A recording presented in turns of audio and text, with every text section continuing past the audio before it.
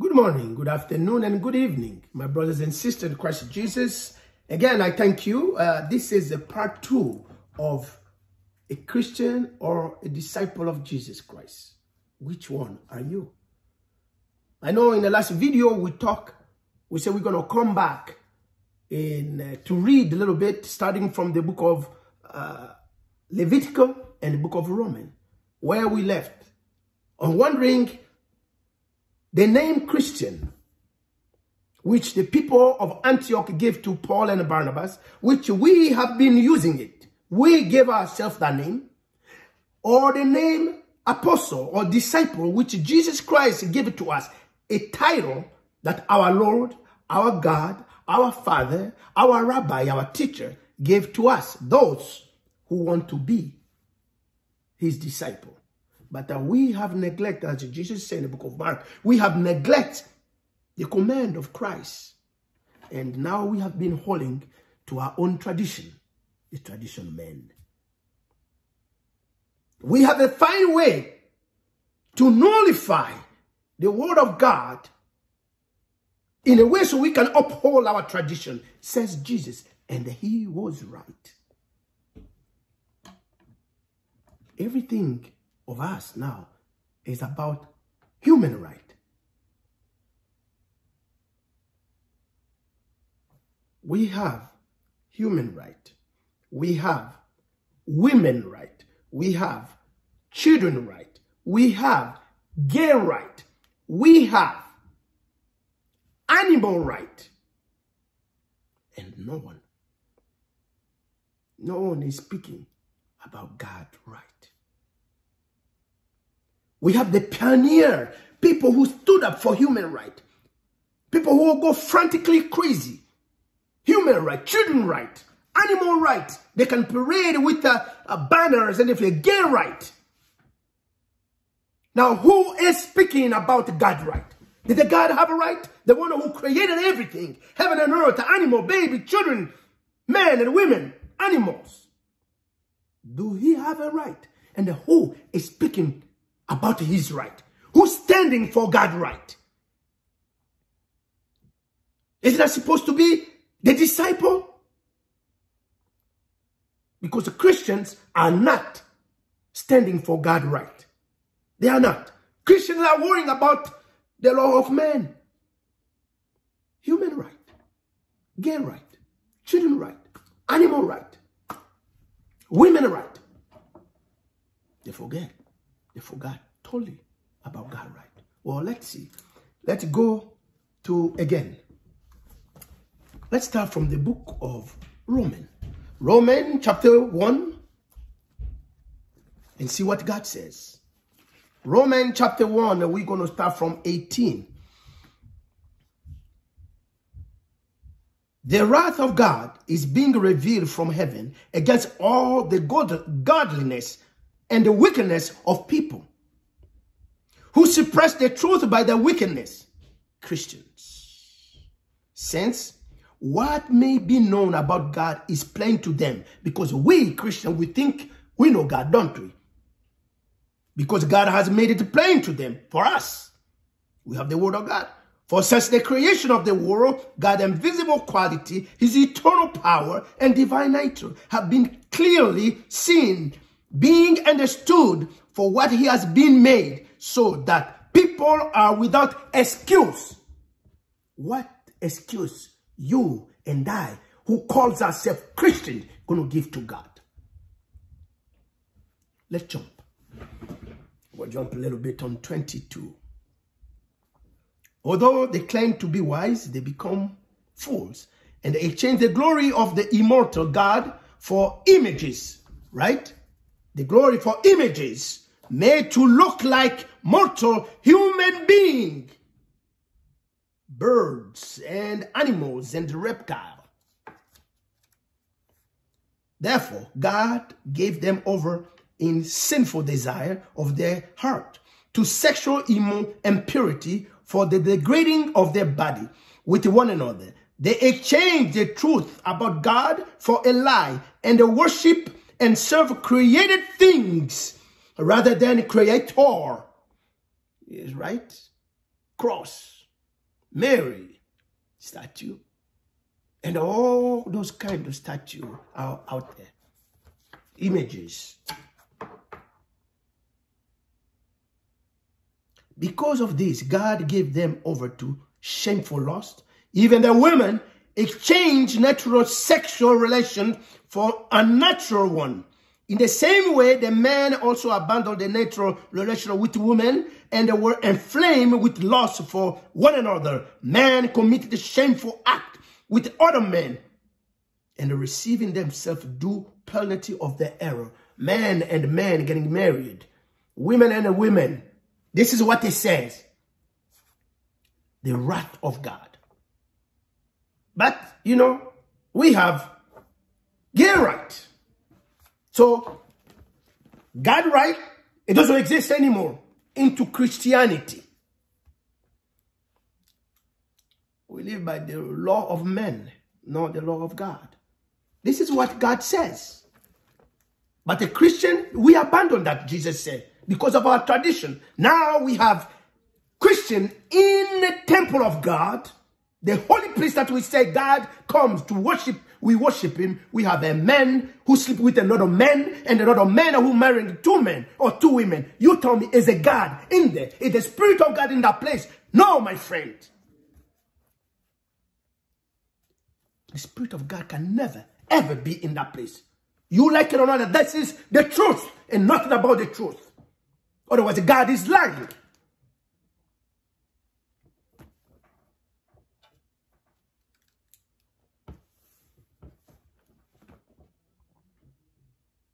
Although they know God, righteous decree, listen careful, that those who do such things deserve death. They not only continue to do these very things, but also approve of those who practice them, says the Lord, said the word of God. Isn't that what we do? Human right. Human right, approve. But God says what is his decree. This is why God destroys Sodom and Gomorrah. And then we do that. We have priests or preachers who married other men in the house of God. My dear brothers and sisters, do you think really God is there? I didn't come here to talk about that. I come here because these things Christians do. You nullify the word of God by your tradition. You who call yourself a Christians. And then we know what God says. Go to the book of Leviticus. Read Leviticus chapter 20. Start from 1 to 27. And says what God says. This word God says. Not me, not Paul, not Moses. God. And what do? We say this is a human right, isn't it?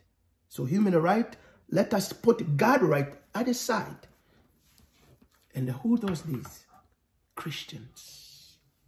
Are you the anointed one, really?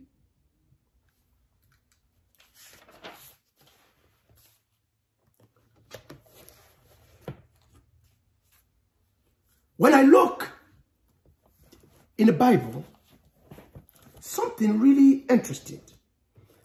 I found the word Christians have been used in the New Testament. Let me say in the entire Bible. 3 times.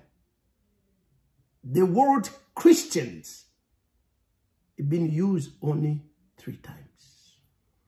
In the book of Acts 11, 25 to 26, when the people from Antioch called Paul and Barnabas first Christian. The second one in the book of Acts 26, chapter 26, verse 26 to 28, when Paul was in front of King Agrippa, when he was defending himself, the king said, Paul, do you want to make me to be a Christian too? That was the second time the word Christian is being used, written in the Bible. The third time in the book of 1 Peter, chapter 4, verse 16. When Peter talked about Christian, that's it. Nowhere else. The word disciples It's been written in the New Testament alone 294 times. Let me say it again. 294 times. Now you put the math together and ask yourself why the word Christian been mentioned 3 times only and disciple 294 times. See, I quite understand why. See, it's because, first of all, we Christians, we are lazy.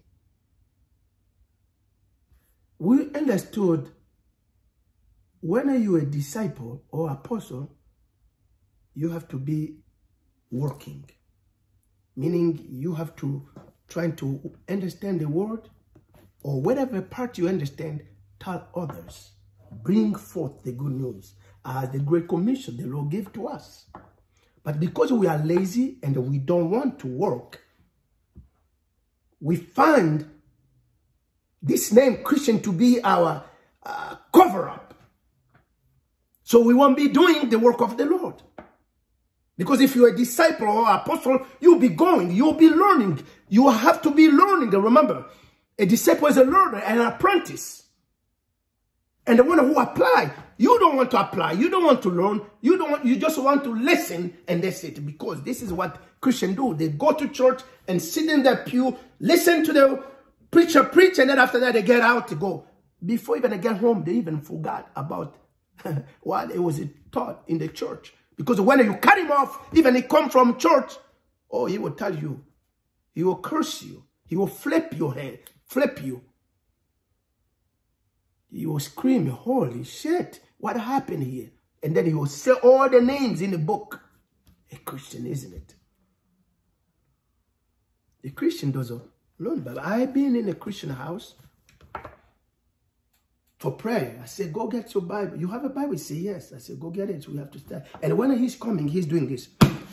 I mean, the book have dust. They've been sitting there. You ask a Christian, where's your Bible? He said, some say, I don't have one. Christian. You ask a Christian, do you pray? He says, sometime. How many minutes? He said, well, you know, before I eat, I pray. Or before I go to bed. And I ask one, what is this? Oh, name of Father, Son, and the Holy Spirit. I say, are you really sure? The Father, the Son is here, and the Holy Spirit is on your shoulder. What they're doing there? These are the prayer of Christians. Some Christians tell me that they like to go to church on Easter and Christmas. That's the only time that they have time to give to God, to go to church. And the word they enter says, because the music is good and the service is, you know, decoration and so on. Some Christians, they go to church and then they says, I don't go to church because the preacher preached too long, and then sometimes I miss the time to go to the game. See, the game, Viking game, bear game, those things of the world are most important things in the Christian life. He's timing God, who give him time, the breath of life. He said, God's time is too much. His time, his pleasure is more important. These are Christians. They say, I don't go to church. The guy just preached too long. There's too many things. And once in a while, I miss my game, so I'll stay home. Christian.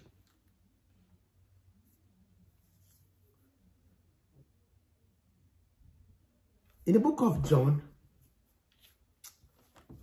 John chapter 15, John 15, we'll start from 7. Let's see what Jesus said.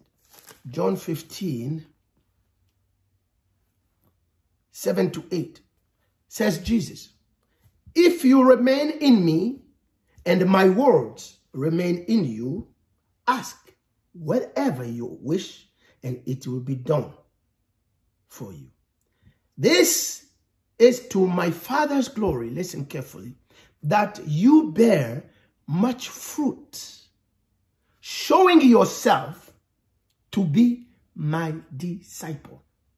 When you are a disciple of Jesus Christ, you bear much fruit, you stand for God right, if you give God glory. I will say that again. This is to my Father's glory that you bear much fruit, showing yourself to be my disciple. No, Christian, my disciples. If you remain in me, says the Lord Jesus Christ. Are you a disciple of Jesus Christ? Do you bear much fruit? When you bear much fruit of the Holy Spirit, I mean, what do? You stand for God right.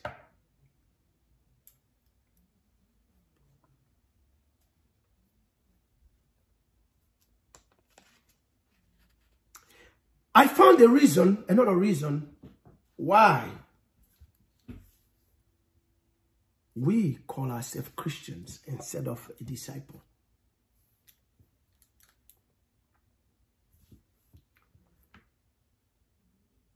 In the book of Matthew, again, Matthew chapter 16. Matthew 16, verse 24 to 26. Then Jesus said to his disciple, listen to what Jesus said. On 28, we see what Jesus said to his disciple. Here, Jesus again telling his disciple, whoever want to be my disciple, anyone, must deny themselves, take up their cross, and follow me. For whoever wants to save their life will lose it. But whoever loses their life for me will find it. Now, this is the reason we like to be called Christians instead of disciples. Because we cannot tap what Jesus just told us. Anyone who wants to be a disciple of Jesus Christ must deny themselves, pick up their cross, and follow him. Now that is something Christian doesn't want to do. Deny themselves. You see, my dear friend, my brothers and sisters, Christians, we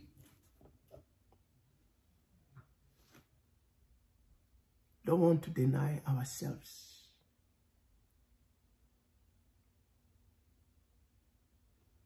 Jesus gave us a choice. He said, whoever, anyone, it doesn't matter who you are, what you are. Just you have to deny yourself. It doesn't matter what you do. Deny yourself. What's deny yourself means? Deny yourself and then pick up your cross and follow him. Let go the act of the flesh. Let go everything that hinders you to enter into the kingdom of God. Let go all these men right that they will uphold so tight, because they will not do us no good, my dear brothers and sisters.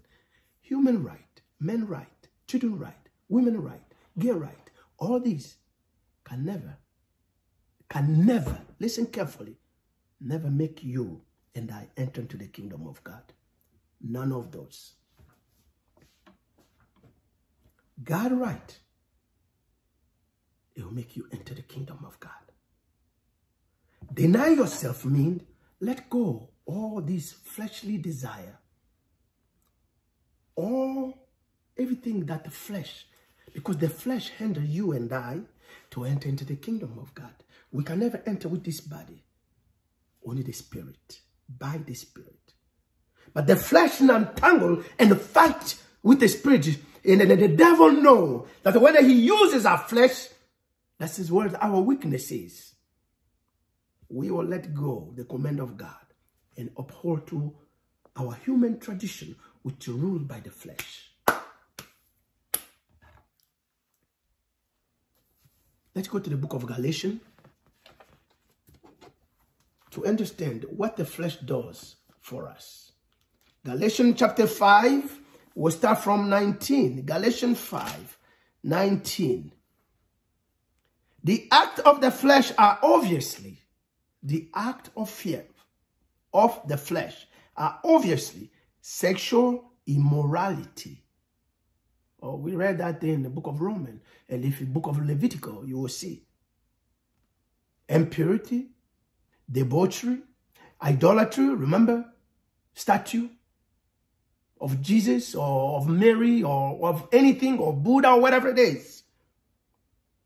Idolatry, witchcraft, hatred, discord, jealousy, fits of rage, selfish ambition, dissension, faction, envy, drunkenness, orgy, and the like. I warn you, as I did before, that those who live like this will not inherit the kingdom of God.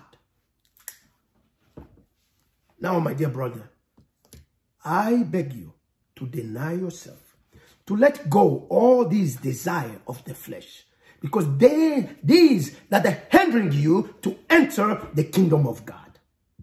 You who call yourself a Christian, but you are hell with all the human right, all the gay right, all the children right, all the animal right, all those rights. Yes, they're good, but you have to look at them. Are they hindering you to enter the kingdom of God? Are they perverting the word of God? Are you contrary with what God says? You who call yourself a Christian. In the book of Revelation, Revelation 22, 14, it says, blessed are those who wash their robes, that they may have the right to the tree of life. And many go through to the gate into the city. Outside are the dogs, those who practice magic art, the sexual immoral, the murderer, the idolater, idol worshiper, and everyone who loves and practices falsehood. The dogs. Blessed are those who wash their robe. What does it mean? Washing your robe, my dear brother, is denying yourself. I mean, washing clean, let all those desires of the flesh and putting on the Spirit in you. The act of the flesh. Pick up the cross and follow Jesus. What do you mean by pick up a cross? The cross is an instrument that used to kill bad people. All who die on the cross, they're all bad people, except one, Jesus Christ. He was no bad. But why did he die as a bad person? Because you and I were bad or are bad. So he took our place. Those who were bad, because of their love, he was sent by the love of God to rescue you and I. So instead of we who are bad dying, he died in our stead. Jesus, the one who gave you and I a great commission to go in the world to tell them the good news that he died for you and for me. Only thing we have to do is to believe. And let go the act of the flesh that hinders us to enter the kingdom of God. Pick up your cross. Obeying God. which means let go the law of men and carry on the law of God. Pick up your cross. The law of God is difficult. Not too difficult, but it's difficult because it fights with the law of the flesh. Galatians again. Let's go to Galatians. Galatians 5. We're in Galatians 5:22. What it says. But the fruit of the Spirit is love, joy, peace, forbearance, kindness, goodness, faithfulness, gentleness, and self-control. Against such things there is no law. Those who belong to Christ Jesus have crucified the flesh with its passion and desire. Yes, my dear. Now he says, pick up your cross. Crucify those sin, those desire, those rights that you hold so dear of the world, those rights that will never open the door for you to enter the kingdom of God. Remember in Revelation 22, verse 14, it says, blessed are those who what? Wash their robe so they might enter. Let the blood of Jesus wash you, my dear brothers and sisters. Pick up your cross and follow him. Jesus says in John 15:8, we read, when you bear much fruit of the Spirit, that's why he said, it gives God glory. Because what? You showing that you are Christ's disciple. And there's excitement in heaven. Not a Christian. But it's okay if you want to call yourself a Christian, go ahead. But then look your life and look a really true Christian. Look the life of Paul and Barnabas. The one who deserve to be called Christian. Are you really a Christian? Are you the anointed one of God? How is your life as a Christian? How is you upholding the law of God? Are you standing for God right? You a Christian? What is your relationship with Jesus Christ? How are you taking the word of God or you nullifying it with your tradition? As Jesus said, we Christians, we have let go the word of God because of our tradition. And then we do things like that. And then we hand it over generation after generation. And now, even getting worse. You know why? Because it was written that those things are going to happen. The act of the lawless one, obviously. In the book of John 14 say, you are my friend, Jesus said, if you do what I commanded you. What I commanded you? To make disciples, to stand for God right, to let go.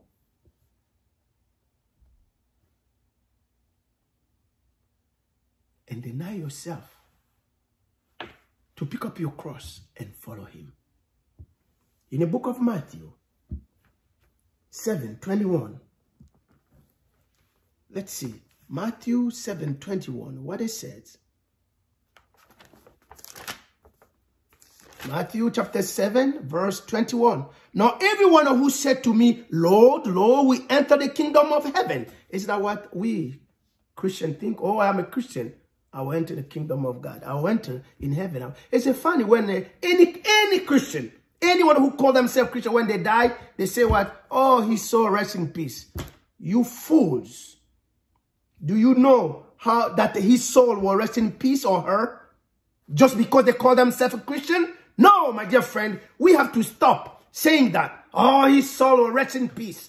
That's a lie. Because you can call yourself a Christian. Listen to what Jesus said here. Not everyone who said to me, Lord, Lord, will enter the kingdom of heaven, but only the one who does the will of my Father who is in heaven. Many will say to me on that day, Lord, Lord, did we not prophesy in your name? And in your name drive out demons? And in your name perform many miracles? Then I will tell them plainly, I never know you. Away from you, you evildoers, says Jesus Christ. Christian, isn't it? You think because you call yourself a Christian, you will enter the kingdom of God, don't you? But look at your life. You're a Christian, you stand up the pulpit and preaching the good news. Preaching, telling people to repent. And then you yourself are sleeping with another man. You are a man and you're a woman sleeping with another woman. You throw the law of God away. And you say, well, let me preach and tell them the truth. Which truth are you speaking about? The truth stays in here. In the word of God. You perverse the word of God for your own traditions. In the book of Revelation, Jesus says, my reward, Revelation 22:12, it says, my reward is with me, and I will give each person according to what they have done. What have you done, my dear Christian friend? Or you say the gospel is for the preacher, the bishop, the priest, the pope, and those guys. And you're just a backseat driver, sitting in a pew in the back in your church. Coming, waiting for Christmas and Easter to come and celebrate and go back to your routine, your everyday life, isn't it? Well, you will miss the big reward. Seriously, what have you done? See, I'll tell you a story about Christian holidays. It's in the book of Matthew. Since we are there, Matthew 25. Let's go quick in Matthew 25. It's the story of Matthew 25. We'll start from 24. The bag of gold. There was this guy who have 3 servants. A leader or a teacher. And he gave each of them some money. And then he traveled. The one guy, he gave him 5 talents of gold. The other one, he gave him 2. The other one, 1. And then he left. And then after that, he came back. When he was away, the one who have 5 work hard. Duplicate it. Because he saw how his master does. And he gained 5 more. The one who had 2, he did the same thing. He gained 2 more. So he got 4. The one who had 5 got 10. The one who had 1, he was a backseat driver. He took that one and he buried it down and sat down. Do his business. Worry about his life. Do everything he wanted. And the master came. He asked the one who had 10, he said, Master, you give me 5 talents. I worked so hard. I got 5 more, I got 10. Here's your money. The master said, wow, well done, my friend. For servant now, come in, enter into your master place and enjoy. All mine are yours. Enjoy. The second one the same. The third one said, Master, I was afraid of you, a hard man. Do you take what is not yours? You are. He said, all kind of excuse. And here is your God. The master said, you fool, stupid servant. If you knew that, why didn't you put my money in the bank so I get a little interest? Tie him up. Throw him in the darkness and get the money, give to the one who have 10. This is the Christian and the disciple. See, the disciple, they go work, they do something. They duplicate what the Lord Jesus taught them. They bring forth the good news. Even a little bit they know, they share. And they work hard. They read the word of God, like the Berean church, to try to understand if what the scripture, what the preacher is saying is the truth. And then they're telling other people, they get excited. And then the Christian just sit down on his pew, waiting for Christmas, Easter to come to go to church. And saying, doing whatever he wants to do. Parading for the right of men, the right of this, right of that. And when Jesus is going to come back, he will ask each of us, he says in the book of Revelation, my reward is with me, and I will give each person according to what they have done. My dear brothers and sisters, what have you been doing? Are you a Christian or a disciple of Jesus Christ. May the Lord be with all of us. May His Spirit stir us to understand the meaning of each name, how we call ourselves, and ask ourselves what Jesus gained over me calling myself a Christian or me calling myself His disciple. May the peace of the Lord Jesus Christ be upon all of us. May the Holy Spirit open our mind and an awareness to understand the scripture. In the name of Jesus Christ, our only Lord and Savior. Amen. Thank you.